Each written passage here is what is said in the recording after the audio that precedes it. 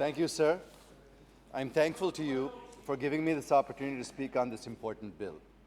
In this year of Azadi Ka Amrit Mahotsav, where we are celebrating our human accomplishments, I feel the time has come not only to celebrate but also to resolve today that we will leave no stone unturned to protect, preserve, and enhance our natural heritage in this Amrit Kal. I am sure the Environment Ministry is doing something on this and would be happy. One second, sorry, one second.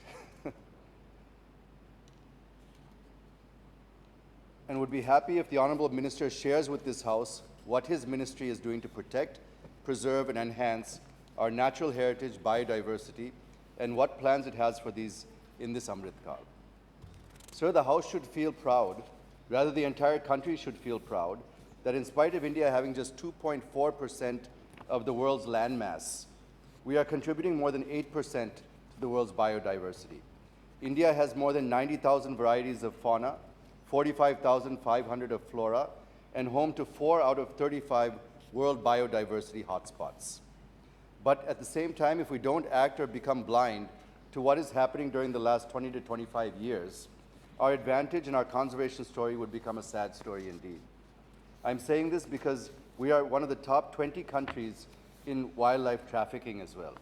We have seen nearly 25 species of fauna and flora become extinct, and more than 100 species are currently endangered. With these preliminary submissions, since time at my disposal is very limited, I wish to directly come to the bill and share my views with the hope that the Honourable Minister would peruse them and take remedial measures. First, I come to Clause 3 of the bill, which talks about invasive alien species, whose introduction or spread may threaten or adversely impact wildlife or its habitat in our country. I welcome this. Here I wish to bring to the notice of the Honourable Minister one study which indicates that India is losing nearly $100 billion every year due to invasive species, sir. I will give one example from my home state of Andhra Pradesh, how introduction of an exotic plant species in the 1980s in Seshachalam Hills, home of Lord Balaji, is now taking its toll. The plant species from Australia, Indonesia, and Papua New Guinea was introduced in our Seshachalam Hills was Acacia auriculiformis, commonly known as Ori, earleaf acacia, or earpod wattle. It has disturbed ecological balance in Chittoor, Kadapa, and Nellore districts of Andhra Pradesh. Now we have to replace it with native species. Otherwise, the entire biosphere of Seshachalam, which is home to several endemic plants like red sanders, cycas, etc., would be destroyed. So Clause 3, which deals with it, is a good move, sir. But at the same time, this clause is silent on native Indian species which have invasive qualities. Hence, I suggest for constituting a task force to study this and to recommend to the Ministry for taking appropriate action. Secondly, if you look at Appendix 2 of Schedule 4, item number 444, you have mentioned Pterocarpus santalinus. It is a scientific name for red sander tree, which is available only in the Seshachalam forest in Chittoor of Andhra Pradesh. It is smuggled out of the country by local smugglers. You might have seen, if you saw the movie Pushpa recently, it depicted these type of scenes, sir. Sir, it is smuggled out of the country, and any action for smuggling of red sanders is under the Customs Act and not under the Wildlife Protection Act. It is because this tree is not a scheduled species, sir.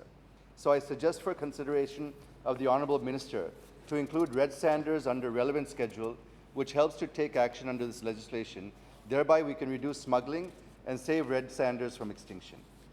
The next point I wish to make is about transfer of live elephants under Clause 27.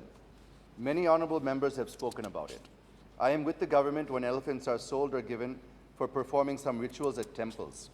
But all I wish to say is that care should be taken against the unscientific management and apathetic treatment of elephants by administration, mahouts, and others. I am worried because 29 captive elephants died in 2021, and in 6 months of this year, 3 elephants have died in captivity. I suggest that the government should issue strict guidelines and also create some inspection mechanism for regular checks and taking punitive action for any violation of those guidelines. Now I come to Clause 62 of the bill, which empowers the government of India to declare any animal as vermin, as the Honorable just mentioned a while ago.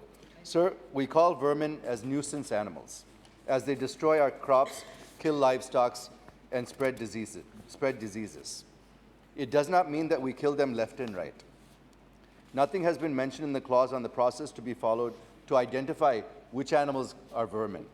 No transparent and accountable process based on ecological and social evidence has been prescribed. Sir, the moment a wild animal is declared as vermin, it loses its legal protection, and such animals become a domestic animal and can be killed, tamed, or traded. I feel it will have ecological consequences which will lead to imbalance, sir. Secondly, even the Supreme Court in Animal Wildlife Board versus India versus A. Nagaraja case in 2014 categorically held that every species has the right to life and security with some intrinsic worth, honor, and dignity. So all I wish to submit to the Honorable Minister is to have a scientific approach and transparency in declaring wild animals under Schedule 2 as vermin. The bill proposes to increase penalties for general violations from 25,000 to 1 lakh and violation against specially protected animals from 10,000 to 25,000.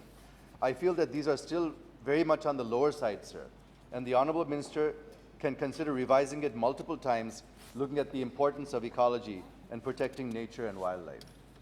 Sir, the next point is the one on which this entire bill is placed, and it is the Convention on International Trade in Endangered Species. We joined this convention in 1976, sir, 46 years ago, and this convention mandates parties to take suitable steps to enforce its provisions. And we are implementing this in 2022. What are the reasons behind this enormous delay may kindly be explained to the House.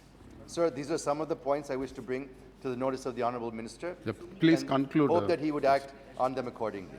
Let us give a simple message to the country, sir. Let every citizen of this country love and conserve our amazing wildlife and biodiversity. Thank you very much, sir. Thank you.